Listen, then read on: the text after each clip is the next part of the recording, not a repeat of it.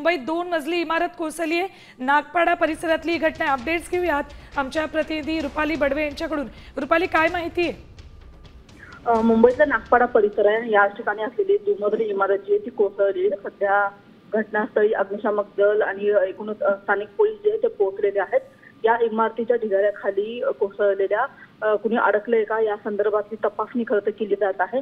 आणि सोबतच आपण बघतो ही इमारत किती जुनी होती, जीर्ण झाली होती का, धोकादायक होती का, या संदर्भातली जी माहिती आहे ती सुद्धा घेण्याचा खरं तर प्रयत्न या आता सुरू झाल्याचं आपल्याला कळतं आहे। मात्र मुंबईमध्ये पावसाळ्यामध्ये काही ज्या धोकादायक इमारती आहेत त्यांची यादी जी आहे ती दरवर्षी खरं तर जाहीर केली जाते। मात्र यंदा नागपाड्यामधली ही जी इमारत पडली आहे ती त्या यादीमध्ये होती का, इमारतीचं नाव त्या यादीमध्ये होतं का, या संदर्भातली आता माहिती खरं तर घेतली जात आहे। मात्र सध्या ही इमारत जी ती कोसळलेली आहे आणि अग्निशामक दल या ठिकाणी खरं तर बचाव। रुपाली, अपडेट्स तुमच्याकडनं घेत राहू। तुर्तास धन्यवाद संपूर्ण माहितीसाठी।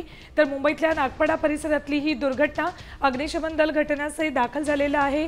नागपाड्याच्या मदनपुरामधली ही इमारत आहे, 2 मजली इमारत कोसळली।